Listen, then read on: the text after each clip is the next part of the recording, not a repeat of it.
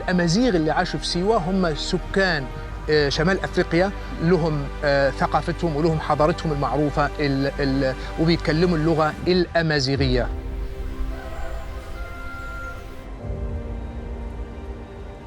لسيوة تاريخ قديم، يعني يوجد آثار أقدام ما قبل التاريخ في واحد سيوة من حضارات كثيرة جدا، والأمازيغ لهم حياة أيام الفراعنة وفيهم حياة جديدة اللي هم جم بعد الفتوحات الإسلامية. لما حصل جفاف في شمال أفريقيا وتأثر به الشوية جدا، هنا جم الأمازيغ من شمال أفريقيا إلى واحد سيوة اللي فيها آبار عاملينها الفراعنة وعاملينها الرومان، لقوا المية ولقوا العشب ولقوا الحياة وعاشوا في سيوة مرة تانية.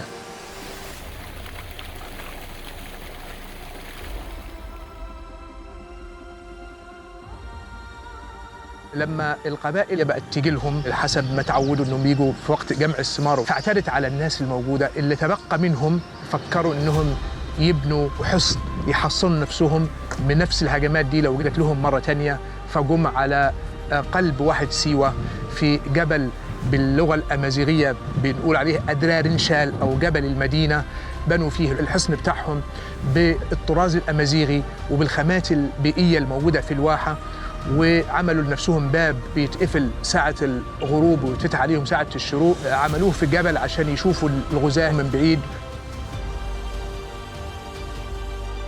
بكده عرفوا يمكثوا في الواحة ويعيشوا فيها، وبعد كده القبائل العربية بقت تجي لهم جوار، والقبائل الأمازيغية تقبل الجيرة، فقبلت العرب جوار ليهم، فبقى في قلعة شالي ساكنين العرب والأمازيغ في حصن بحياة متكاملة.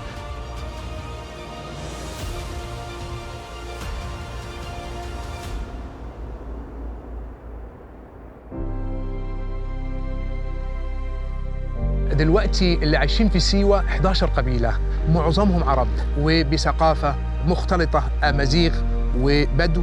الأمازيغ أخذنا منهم الثقافة الأمازيغية وأخذنا اللغة، وحتى الناس اللي جت مؤخراً من 300 سنة أو أقل من العرب بتتكلم اللغة الأمازيغية اللي بيتكلمها أهالي سيوة.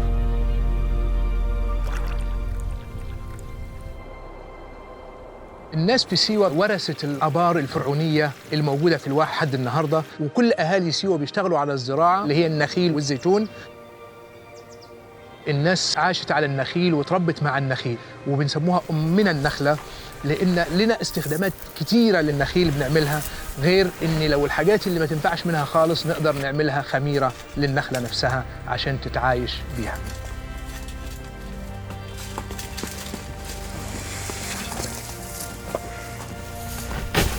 في الآونة الأخيرة دخلت السياحة، فابتدى بعض الناس أنها تشتغل في المجال السياحي، ودلوقتي أهالي سيوة عايشين ما بين العمل في مجال السياحة أو الزراعة.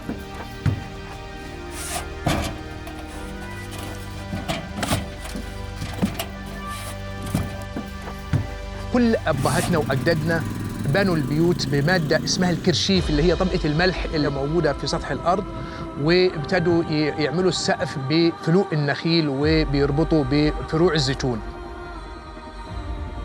وبتدي طابع لسيوة وهي أفضل لدرجات الحرارة أو البرودة. لكن جينا في بداية الثمانينات نزلت سيول، فتأثرت أهالي سيوة حتى عاشوا في الكهوف، فعشان كده دخلت ثقافة إن احنا نبنوا بمسلح. انجرحت سيوة بالطبيعة بتاعتها، ودلوقتي بنفكر إن احنا نرجع ونعمل مبانينا حتى من الخارج بالشكل البيئي اللي بيعجب أهل سيوة وبيدي لون الصحراء اللي احنا عايشين فيها.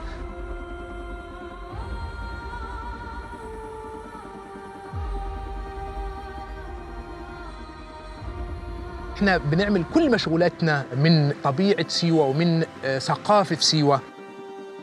حتى زي الرجال بيتعمل بالصوف، اللي هي الجبة اللي بيلبسها الإنسان السيوي زمان، أو الملابس الأمازيغية القديمة اللي بيلبسها السيويين. وخدنا ثقافة من العرب بالجلابية والملف والشنة اللي بتتحط على رأس العواقل. الملابس بتاعتنا للنساء بالذات بناخدوا فيها الحروف الأمازيغية وبنعملوها نقوش. غالباً فستان العروسة بيبقى وصايا أم العروسة لبنتها وهي بتتجوز. أخطر دورون أصلاً التراث أخطر دواء مش لمدخت سجن نما التطريز بتاعنا بيتوارث من الجدة للبنت ومن البنت لبنتها، إنه هو مش عبارة كتطريز فني أو تحفة فنية إحنا بنعملها، لكن التطريز بتاعنا ده أثري. يعني حاسة إن هو تحفة أثرية، عشان كده إحنا متمسكين بيها ومش عايزينها تندثر، مش عايزين نغير من الملامح بتاع التطريز أو الموتيفة نفسها.